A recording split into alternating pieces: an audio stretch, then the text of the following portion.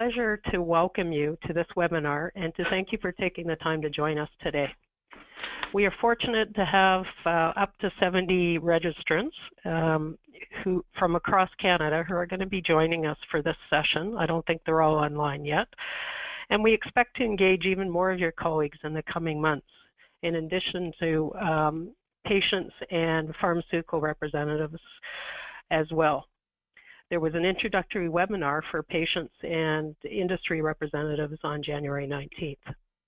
The goal of the webinar today is to brief the participants, you the clinicians, on a core set of activities being led by CAPCA in collaboration with PCODER and PCPA. We'll also be outlining an intensive consultation process that begins today with this webinar and extends through into March, and we're inviting your active and engaged participation. Can we go to the next slide, please? So on today's webinar, we have myself, who's going to be the moderator, and in addition to my work with CAPCA, I should also tell you that I'm a member of PCODER's Expert Review Committee. With me today is Catherine Chubbs, who is a member of the CAPCA Board of Directors and the VP and Chief Nursing Officer of the Eastern Health Region in Newfoundland. And also Heather Logan is joining us, who's the Executive Director of CAPCA. After the presentation, we're going to have time for questions, and we ask you to feel free to submit these in the GoToMeeting. It should be on the right-hand side of your screen. And if you have trouble submitting that way, you can always send them to dfsinquiries@capca.ca. We'll be consolidating the questions into themes throughout the presentation for the Q&A period. Given the high number of participants, we're not going to be able to answer everybody's questions, but we will record the questions, and this will help to shape future discussions. We will share today's slide and a recording of the session by email after the session. We'll also be sending you a survey link for you to be able to give more feedback about the session and about other comments. The same site will remain open into March to allow continuous feedback and include the option for respondents to share their thoughts anonymously or as attributed. But before turning the microphone over to Catherine, let me take a moment to provide you with a brief overview of CAPCA itself. Can I get the next slide, please? So this slide shows a map of Canada with all the participants. CAPCA is an interprovincial organization. It's of the provincially designated cancer programs.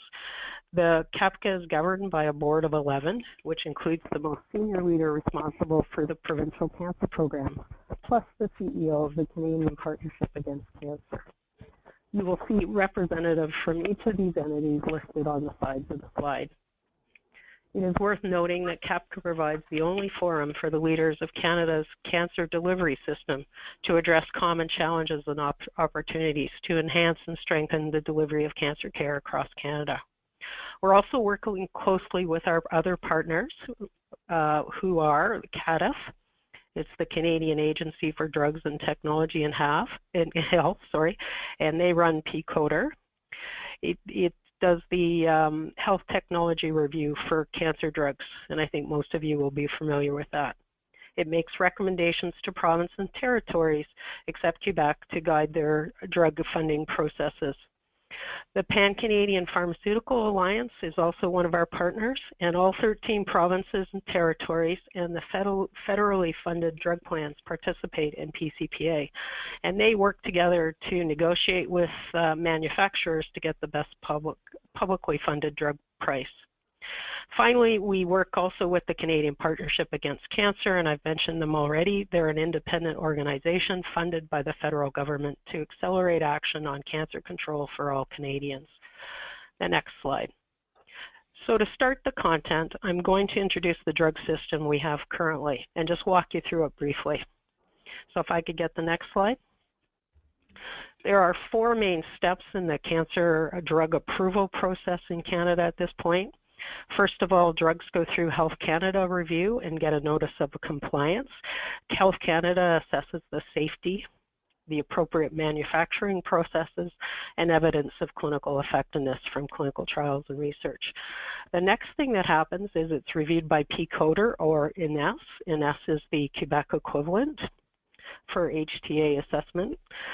And they look at the effectiveness of the drug, the alignment with patient values, feasibility of adoption into the health systems, and the cost effectiveness.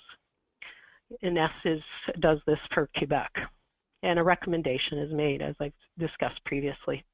The next thing that happens is PCPA takes over the file and tries to negotiate the best possible price. And if the drug has been listed by PCODER as reimbursed with conditions, especially conditions of improving cost effectiveness, then PCPA really goes to the manufacturer to try and get a cost effective price. Once that is completed, there's a letter of intent that is signed with the manufacturer, and then each province needs to decide what they're going to be doing as far as funding the drug and how they will list the drug. Can I get the next slide, please? This system has many strengths. Health Canada has a robust regulatory system. We have second to none health technology assessment with CADA, PCODER, and with INES. We have pan-Canadian consistency and collaboration around pricing. We have harmonized and centralized negotiations with the PCPA. We get a collective letter of intent with very consistent listing. But there's also difficulties. There is significant gaps in the system about how they're evaluated and funded. We currently lack reliable information and evidence to be able to make the best possible decisions about the relative value of cancer drugs. The reality is we need to be able to make better decisions in order to afford and sustain publicly funded cancer drug programs for all Canadians. Can I get the next slide, please? So there's major system gaps that I've alluded to.